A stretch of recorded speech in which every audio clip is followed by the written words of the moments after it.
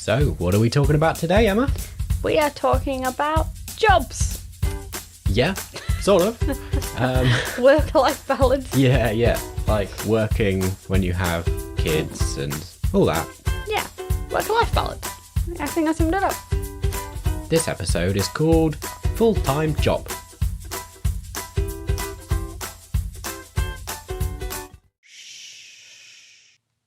Welcome back to the Hobbit Hole. Oh, I like that one. Here in the Crippen household, it's pretend nighttime, because it's not actually nighttime. But you know, whenever you're listening to this, it's time to unwind, take a break from tidying the toys. Although if you're doing something, you know, that requires concentration, don't take a break and unwind, you know, like driving or something.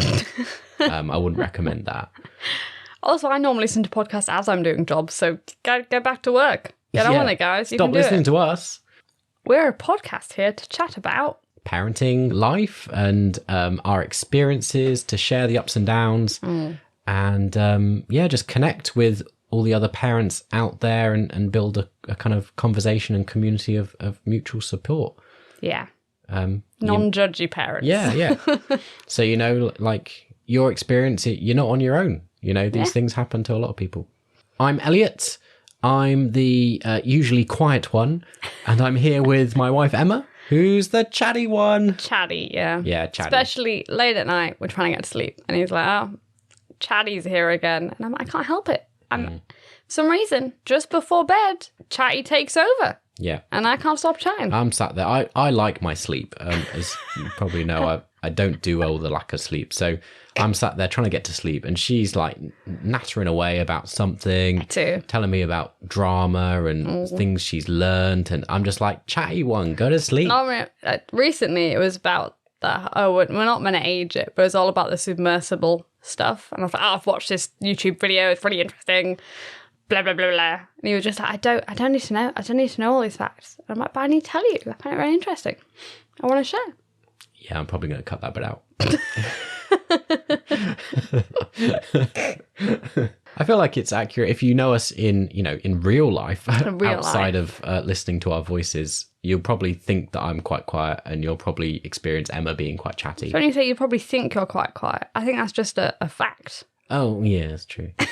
But like when we talk, I'm quite chatty. Yeah, I like a talk. No, it's because you're an introvert, so you're happy with people you know, but you're not happy with people you don't know as well. That's true.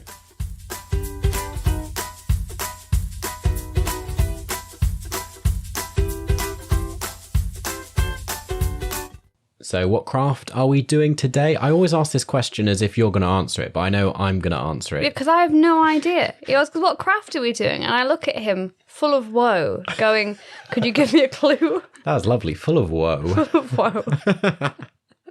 The linguist. We're doing an arty one this time that you've actually done. Oh. So this is the acrylic canvas. Do you want to explain it? I'm going to start off by saying I really hate it. So if you hate it... You really hate it? I really... It's on our mantelpiece. I know. This is because, if people know, when I do art normally, I do animals. I do very fixed things. I'm not someone who can do or likes doing just... What would you call it? Like... Abstract. Abstract. It's the sort of thing I like doing. Thing he loves. No, I don't like it. I find it... I want to know what something is. But you didn't really choose to do an abstract piece here. What I did is I let Lily basically draw, which at the minute is doing loads of squiggly, circly things. And then I just kind of painted it. Yeah. So if you like it, say. But if you hate it, also, I do too. So, you know, I won't be precious about it. It's not like previously we talk about making things and I'm very proud of them. This one, fair game if you say you don't like it, because I don't think I do either. As we often say, we don't claim to have any skill in crafting. We just enjoy it. So yeah. I'm sure there's loads of you out there that could do a better job. And that's great. Equally with our parenting, we don't claim to know everything by any means. We don't know what we're doing. We're just stumbling through. And we're just sharing what we're up to and see what you think.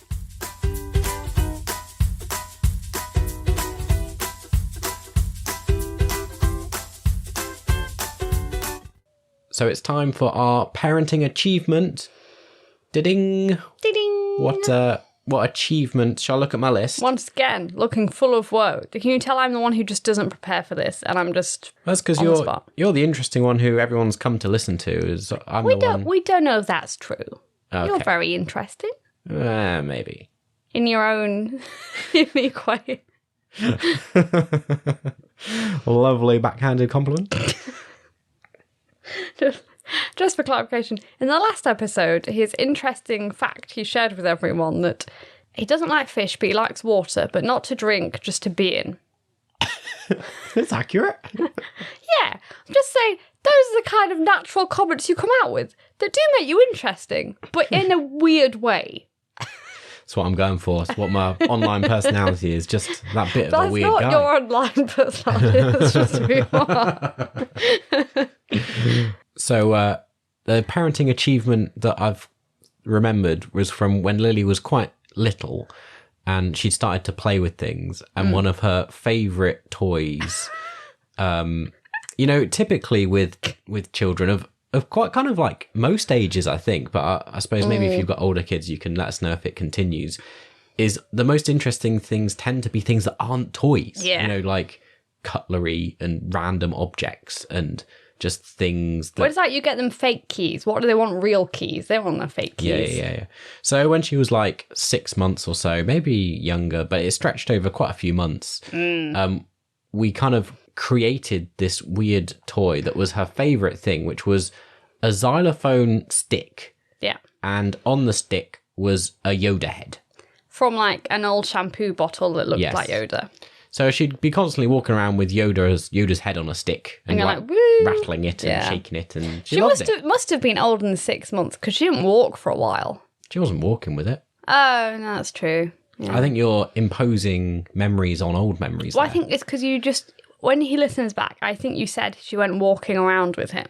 Oh. Oh, maybe. I can't be held accountable for anything I say. And in my head, I was like, well, she can't have been that age then if she was walking. But no, you're right. I think she was crawling. I'm just correcting your thing that she wasn't walking.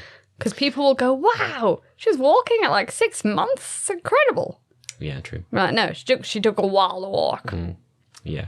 So I don't really know what the achievement element is, but, we entertained her with a Yoda on a stick. I think that's quite a big achievement to be like, it wasn't TV or anything.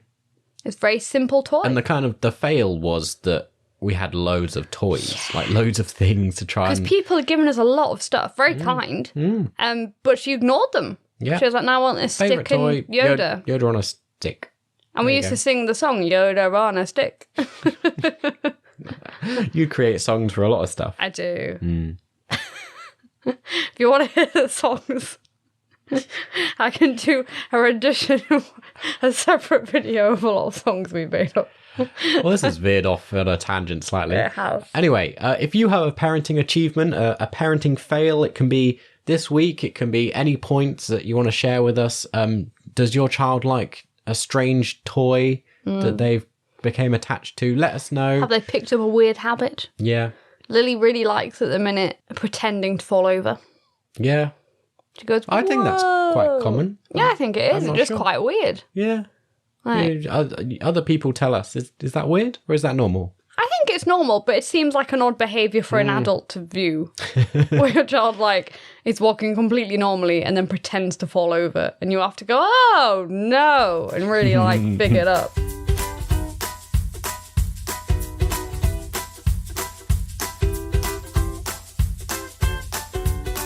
So our topic today is about work and stuff. Yeah. Work and stuff. Work and stuff. Yeah. Probably helpful to start with what our jobs are. Do you want to explain what your job is, Emma? Yeah. So it's hard to explain, but I'll try. I always say I translate video games, but actually I oversee the translation of video games is my job. You're auditor. Yes. So I basically check other people's translations and then I correct them. You're like the final checker. Yeah, final before checker. the video game gets approved. Yeah. Well, the translation of it gets approved. The transcript. Yeah. Yeah, I think a lot of people are under the misconception that you are able to sit and play all the video games you translate. But sometimes I get to see characters and clips, but often I won't see anything. I'll just see the You text. do get to know like the storyline Yeah. of video games that have not been released yet. Which is quite exciting. Yeah. And you've worked on some famous video games. I have. Do you want to say some? So I've worked on Red Dead Redemption. I think it's one of the biggest ones. Yeah. And technically we worked on, I think, one of the Harry Potter ones, but I'll be honest, it was more like terms and conditions, and I think that was when it was online, not when it was an actual... Not the new Legacy game. It might have been the new Legacy game, but it was a long time ago now, so it seems like... There's often a lag, isn't there, between when you're working on it and when it comes out. Yeah. But it wasn't a particularly, when people think that was interesting, that bit wasn't, because it wasn't any of the main bit. It was just a section. And what languages do you speak and translate into? Sorry, I forget I have to... This has to ask me questions, because I just assume people know me. Well, that's lovely. Thank you. I do French, Spanish and Italian are my languages, and it's obviously English. Yeah. So typically with translation, you normally translate into your... Mother tongue? Yes, that's what I was looking for. So you're translating from like French, Spanish and Italian into English. Yes, but normally, so I don't so at the minute, it's more making sure the meaning has got across. So if it's from English to another language, you have to know the nuance of this is what this actually means in English. So the cultural context, the way it's said, if it's sarcastic, all that kind of meaning, you have to make sure that's being achieved in the other language, basically. Yeah. A good example was like, because it's video games, you've done ones before where there's like wordplay with stuff that's happening on the screen. So like a puzzle in a video game. There was one we were doing where it was like they would purposely give you words that sounded the same. Like, I can't remember an example now. Like, this is probably to put me on the spot. I'm panicking. Like sore and sore. So something is sore because you've hurt yourself, and something you saw it, or saw like a physical item. Yeah. And it's one of those like wordplay situations where you go... When you translate it, those words don't sound the same. So therefore it's no longer a puzzle. Well, it might not even have the same starting letter in the language. Yeah. So then to make the puzzle work, you have to find two completely separate words that work, but also maybe help work in the context related. I've learned an awful lot with you about translation and languages and just how any translation there's always loss in understanding. Yeah. It's a big thing when I studied it. We just had to learn about like the principle of loss and how no matter kind of what you're translating something to something else, there is going to be loss because there's never the exact same idea culturally or the exact same words or nuance in any language compared to another. So even if you think, we're all European languages, that should make it easier, it doesn't necessarily. It's fascinating. Yeah. Your job is always fascinating. When we meet people, people are always interested by yours. This is why I was surprised you asked me to say my job first, because normally Elliot wants to do his job first to kind of get out the way. Yeah. So people actually listen to what his job is. Yeah. Depends who we're talking to, though. I mean, quite a lot of, should we say, older people we talk to don't understand either of our jobs. No, I often get from older people, so it's on a computer, and I go... Yes. Yeah, we both work on computers. We both work on That's computers. What we do. So I work in tech, I suppose, is probably the easiest way to describe it. I'm kind of like a consultant with the church. I'm a digital enabler, helping with all things digital in like local churches. I don't work for a specific church, but the Methodist, I cover a large area of Methodist churches. So kind of like around 200 churches or so, I kind of help try and encourage them to do more social media and live streaming and websites and graphic design and publicity and all that good stuff. All sorts of things. I'm a jack of all trades. I don't. Yeah. There's people that have better skills than me out there in doing a lot of these things, but I suppose my big plus is that I can do quite a lot of them. And I think you're quite modest. You've mastered a lot of things. Yeah. And the challenge of it is then trying to teach old people to do it. Yeah. That's your biggest challenge. Yeah. I took a great picture that I think he's lost ages ago of him on the phone when he was trying to explain something to a elderly person over the phone. And it was hilarious because his face was such a picture of confusion and almost annoyance of being like, I can't understand how they don't get this. It's something I experience with my mum on a regular basis.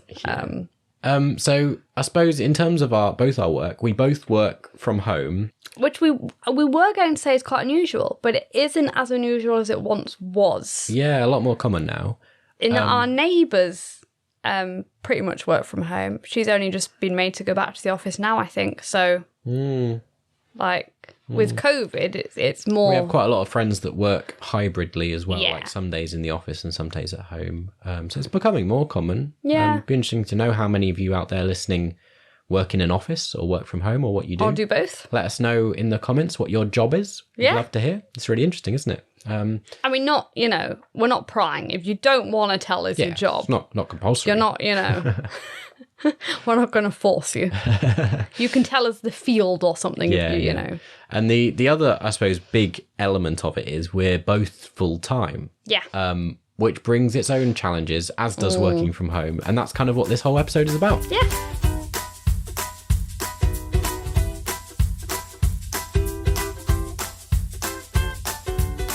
Do stay tuned till the end to see how the crafting element has gone, and there'll be a parenting tip from a listener, and we'll feature a craft from one of the listeners as well. So I already forgot what craft it was, and that's why I gave you a funny look. Yeah, but I wondered now. why you were giving me a funny look. Yeah.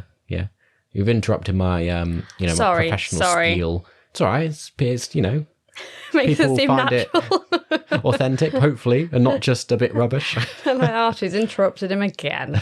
So impolite. Get more involved with our Don't Wake the Baby community over on Instagram at don'twakethebaby_podcast. People can't see, but when he says underscore, I do my little hand. Yeah, she does a funny little slash with a hand. Or join us over on Facebook, our Facebook group chat, where you can talk with us and just discuss all the things we're talking about in these episodes with other parents around Yorkshire and beyond.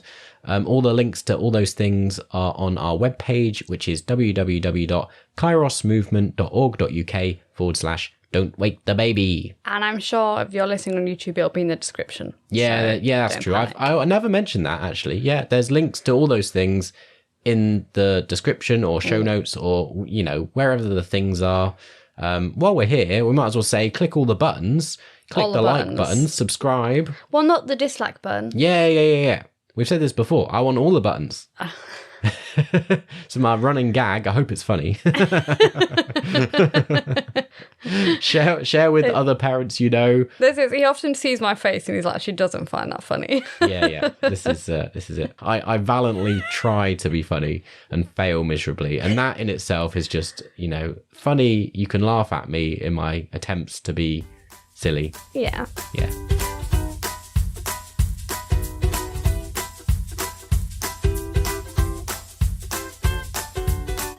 So when Lily was a baby, we should talk about time off we had from work. Yeah. So we did things slightly differently. So I had a very typical experience of, I think I had like 2 weeks paternity leave or something. That's pretty normal, yeah. But again, because we work from home and I work from home, as a church, my employer's like very kind and flexible. So I have loads of flexibility to work around having a baby, which was fantastic, really. We couldn't have survived without the generosity of being able to, to like work in the night and be around to help you with the baby in the day and that sort of thing. Yeah. But yeah, I know a lot of mums have time off, and then there's a whole thing about going back to work. But we had a slightly different experience. Do you want to explain? So, because this is just our country doesn't particularly do maternity leave that well. I know it's better than America, but you don't get your full pay. I mean, we should say it depends on who you work for. Oh, yeah. And a lot of companies can be quite generous. So but one of my sisters works for a big pharmaceutical company. I won't name them. And they pay her very well the whole time she's off. Yeah. She's got a really good basis there. Because my company is foreign, they would just go along with whatever government suggested, which was basically you get your first 3 months, I think, you get your proper pay, and then it goes down. So I made the decision I was just having my full pay for the first 3 months. So you haven't explained the main difference. So your company is based and has an office in Paris, in France. Yes. And as a result, they follow French law around maternity leave, which they do very differently. So, well, they said I could do the English system or the French system. But the French system was the one that benefited us monetary-wise better. Yeah. Looking back on it, I don't know if we made the right decision. No. I think if we have when we have another child, I will probably just take the 6 months off. But I did the French system where I took 3 months off because I didn't want to do the English system where I just wouldn't have any money. You would have some money, but I'm our main earner. So it's a bigger hit for me to take. I don't know. I feel like it might be a misconception here because I know, you can have 9 months off in the UK, but I don't think a lot of people always realise that that's not like paid. That's not your full wage. Yeah. Yeah. The amount you get from the government is quite little. So you had 3 months off on your full salary and then went back. But, 1 month of that was in kind of crossing over the last month of your pregnancy because we had a difficult pregnancy. Well, we had a difficult pregnancy. And I thought, wrongly, I made the assumption that I would be giving birth early. Basically, family-wise, they all gave birth early. I thought it'd be the same for me. Wasn't. I was actually late. So I took unnecessary time off before that point. So actually, you went back to work unusually after 2 months of us having our baby.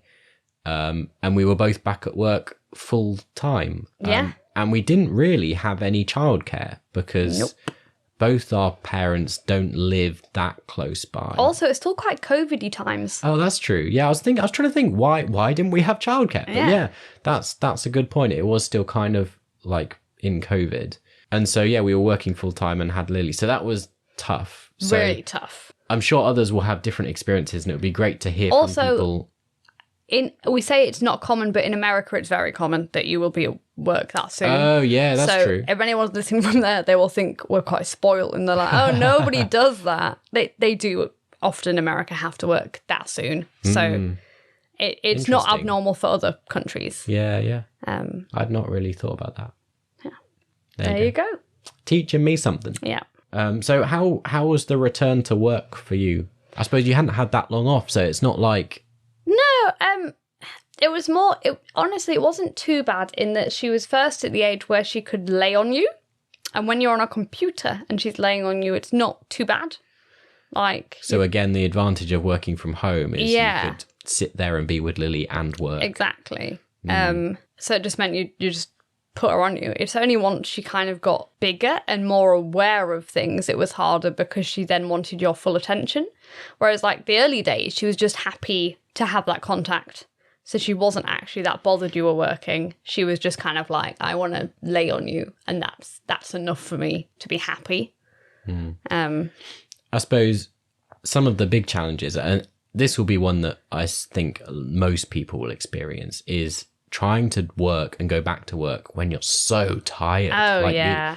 I went back after 2 weeks. I say back, again, working flexibly. I was at home. I was doing bits and pieces. But, at that point, it was not sleeping well at all. And so trying to do some work when you're just exhausted is so hard. Especially, I was worried sometimes because I'm the final check. I was like, if I miss it, it's gone. That's that mistake made. So the other related challenge to that was not only trying to work when you're tired, but also trying to fit in the hours of work. And because we work from home and be flexible, it meant we would fit in hours of work when otherwise we might be sleeping. Yeah, true. So sometimes the time we got to work was those moments in the middle of the night when, you're free or baby free, when Lily was asleep or when Lily was up and in the night and you could do some work. So again, it was eating into time to recuperate. True. So that was tough. And often I'd be like, right, I'm going to pump milk while doing my work. So I'm doing 2 things at once just to get it out of the way. Yeah, I forgot that, because that's another whole element, isn't it? Yeah. I don't know how you manage going back to an office. Like, Well, some offices have schemes in place, or you can go, like, there's rooms dedicated for you to go and pump some milk and that kind of thing. But I don't know. Once again, it depends on your employer. Really dependent. yeah, it's tough, isn't it? Like, I found it tough as a man, but it's definitely harder as a woman. Oh, I yeah, think. definitely. And even harder if you're in an office. Yeah. We recognise we are very fortunate. Yeah. It brings its own challenges, which we'll talk about in a minute. But, you know, we were very fortunate both working from home. It did give us that flexibility and meant one of us wasn't, I didn't have to leave you all day, you know, go to an office. And also, we didn't have to, sounds terrible, you didn't have to shower and put on nice clothes and, like, make an effort. Because at that stage, I just was wearing pajamas every day. Yeah.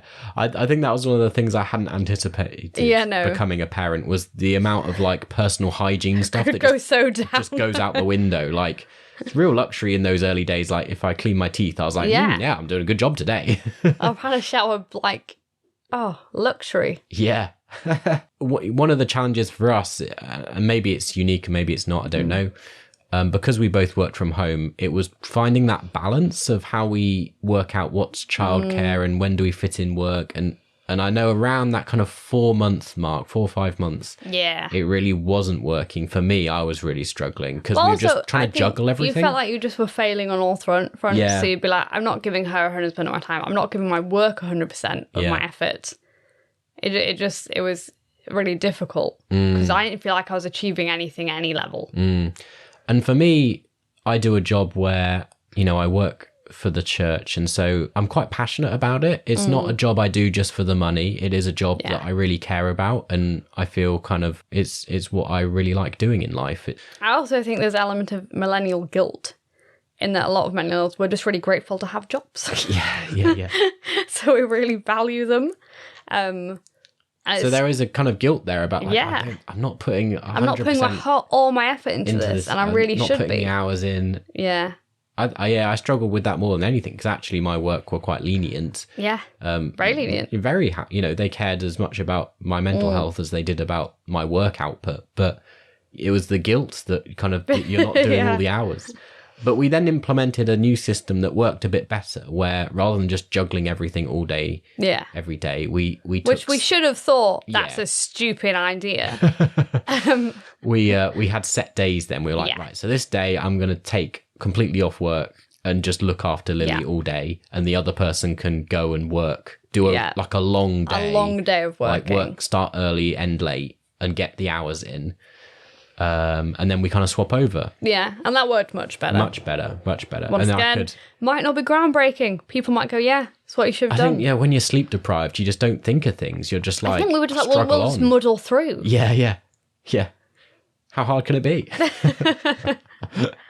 But that was nice, because then I could go out for like long walks with Lily in her pram, and I didn't feel guilty then that I wasn't doing work. Yeah. And actually enjoy doing stuff with her rather than thinking, oh, she's asleep now, I could be running and doing something. Yeah, I think next time, definitely, we're going to have to think of a better way, because...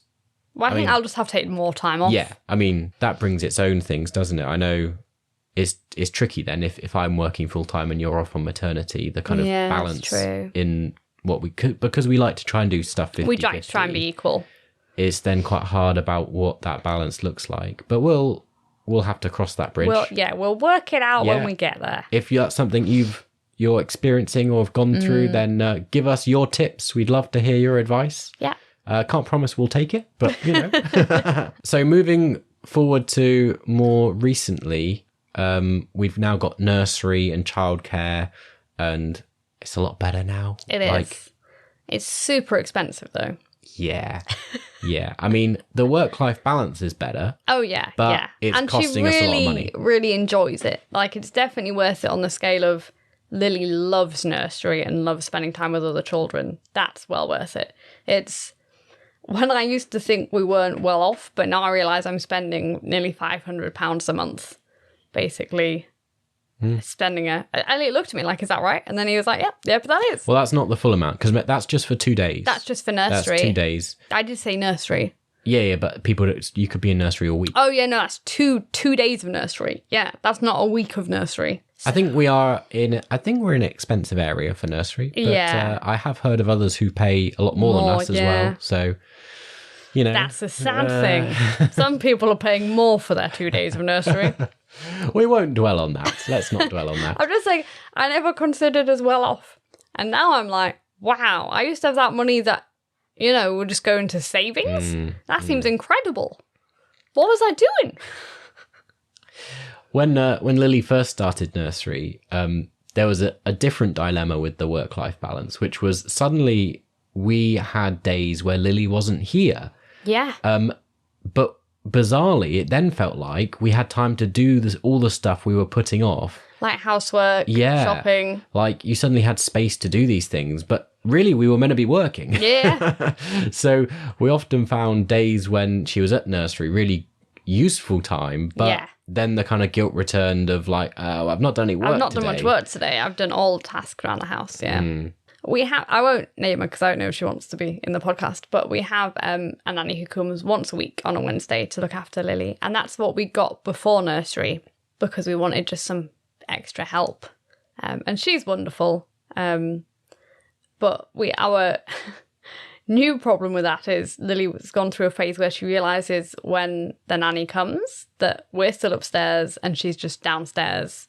So the nanny has to take her out normally about first thing once she arrives because Lily's quite I like you, but I have two parents upstairs who I could play with. And that's kind of a separate challenge we have is making Lily know that we may be upstairs, but we're not available right now.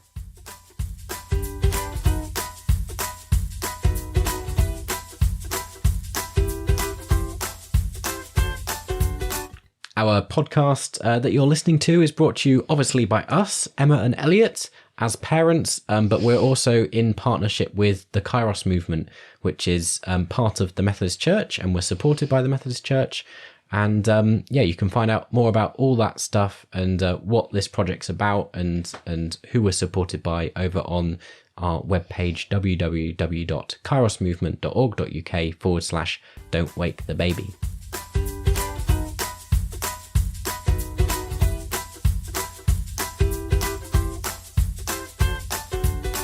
So outside of the practicalities, the kind of the challenges of our setup are more around having a healthy work-life balance and just trying to work out what that looks like. Because I suppose like a lot of millennials and those that work from home, work is basically all hours of the day. Yeah. So we don't have set work hours, but it does mean that it is quite hard to distinguish between work and not work. Yeah. You're kind of always on in both our jobs. So it's slightly easier for me that I'm not normally contacted or rang up. Because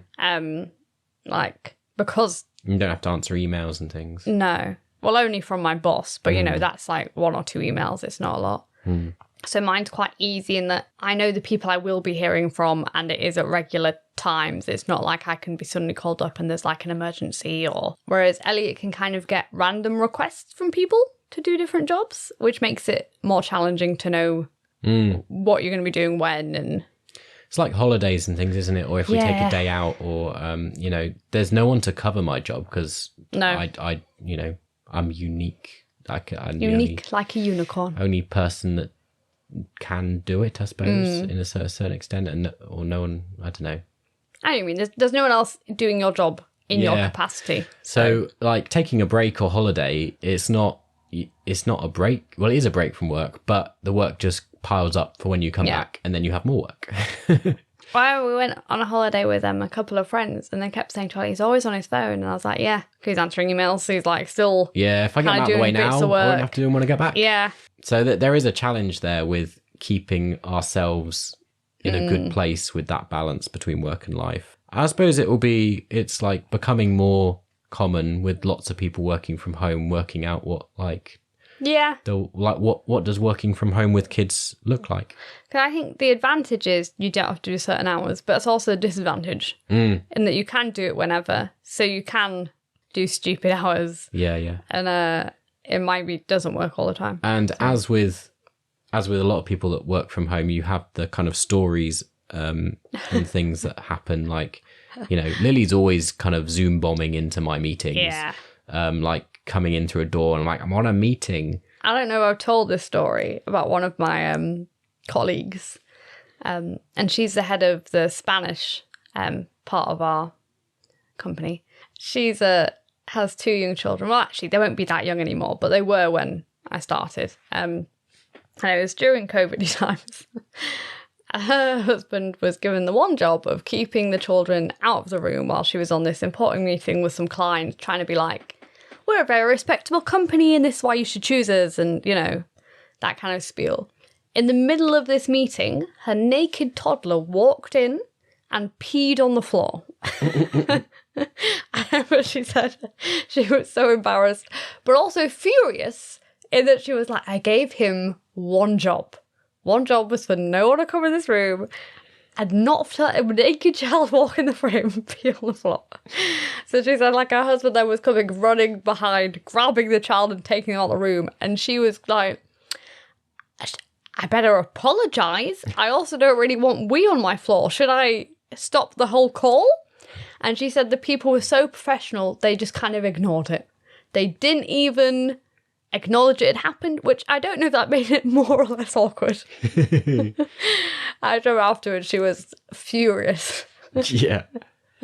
Yeah, I feel like that sums up a lot of, you know, working from home with a toddler. That's quite what it's like, isn't it? I had one recently where I was in a meeting and Lily kind of came in through the door. So this is the problem, though. She knows where I'm working in the house, so she'll come and visit. And it's like, I know you're up here. And I'm like, I'm working. You go down and play. And she's like, no, I've come to see you. So she comes in and gets on the bed and then starts to play this game. She's never played this game before. So just like for context, I've got a little desk and kind of set up in the bedroom.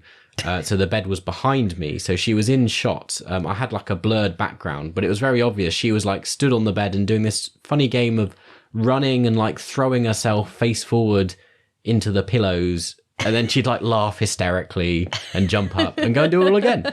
So I had this like weird blob behind me, and like out the corner of my mouth, I was trying to go, Lily, stop it. Come here. Get out there. I'm on a meeting. I need. And I had to mute myself because she was obviously screaming as well, going like, woohoo, this is great. It was more amusing because she'd never played such an odd game on the bed before. Yeah. I was like, what game is this? I don't know. Why are you doing this? Yeah. Anyway. Yeah, that's what it's like, life at the moment.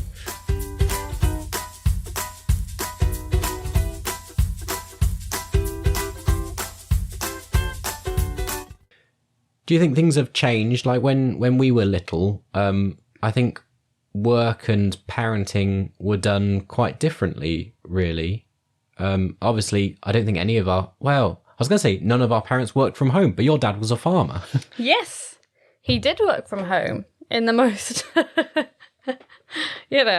old-fashioned of senses. Literal sense. Yeah. Not on a computer, out in the fields. Yeah, I did work out in the fields. And my mum did work. So, because I knew a lot of families, probably says where I live, a lot of families where I lived, only the husband worked. The wife wouldn't necessarily work. Yeah, and we still encounter that quite a lot now, don't we? People get surprised that we both work full time. Very surprised. When we first moved here, and I remember they're very sweet at church, but I think because they're an older generation, they would say, we've moved for your husband's job. And I was like, yeah, that's why I've moved. And then they'd go, so are you like, what, like, are you going to enjoy yourself? Like, kind of like they were implying I was just going to go out shopping. Like, we've got some great shops around here. And I was like, no, I have a job. Like, I have to work. And they were kind of like, oh, really? And then I was telling them what my job was, which, so it's already... On computers. On computers. On a computer, yep. And they were just amazed. I think because a lot of people just assumed we'd moved for your job, so therefore... But that's kind of how things have changed quite a lot. That I think, like, a lot more women were stay-at-home mums back when we were young. I think that's true. And these days, it is less common just because of... Cost of living. That sort of stuff. And I suppose I feel like you need to talk about this more than me, really. But women wanting to work as well. They have more choices. I'm more annoyed that I have to work. Like the opposite perspective. Yeah. No, as in, I want to work because I want to work. Whereas I think a lot of women, we have to work, and a lot of women then still have to run everything at home, which I don't think is the way it should be. I think we touched on this probably in a previous podcast, in that we really intentionally have tried to make it as 50-50 as possible. But I know a lot of women who complain that they're working a full-time job, their partner's working a full-time job, but they're still working a full-time job in that they organise everything in their house. They do all the cooking, the cleaning, the childcare. Like, parenting is a full-time job. Yeah. And I mean, I think it's really important to say that as well in terms of stay-at-home mums as well. That is a job. Yeah. Or stay-at-home dads. Yeah, whichever way you want to do it. Yeah. It's a really hard job. And that we really, not in a nasty way, it's nice working when she's at nursery. You have that breath to enjoy yourself and, the freedom. Which a stay-at-home parent, you won't have that. But that's what's also changed as well because of that. So when we were little, I think it was less common to go to nursery as a kind of essential childcare. So yeah, I didn't go as young. I only went to nursery the year before I went to school as almost like a preparation. Because once again, that's different. We went to nursery quite young. Oh, did you? But I suppose that's because my mum was working. Yeah, that's true. My mum didn't work initially. I'm not quite sure how long for when she went to work. Yeah. But also, there were 4 of you. Like, yeah. Talk about a full-time job. I mean, looking after 4 of you, that's a challenge. It is. I can't even imagine it. It's hard enough with 1. It is. Imagine 4 of them running around. But yeah, so we went to nursery fairly young. It was still older than Lily, though. Because I think even now a lot of people, their children seem to go at 3 when it's part of it's paid for. Like you get some 3 hours. Point. Yeah. Because I saw a lot of posts on Facebook, people like, first day at nursery. And in my head, I'm like, well, they look quite old. Yeah, so Lily went when she was a year. Yeah. But we know people that, I mean, our nursery will take them from 6 months. 6 months, I think. Is that the, yeah. I could see how that might work. Yeah. We had a nanny from that point because it was a bit easier, and then she went a year. But we know from our neighbours as well, who are also have a child about to start school, that again, like the work-life balance, it changes again because like school day is a different length to nursery. Shorter than nursery. So it's like, what do you do there? That's a bit complicated. We haven't hit that point yet. No. We only have a 2-year-old. So we'd love to hear from you if you have a slightly older child and how that's changed things for you if they've started school. How does that affect like work and life and what the challenge is? We'll find out. We'll find out when we get there.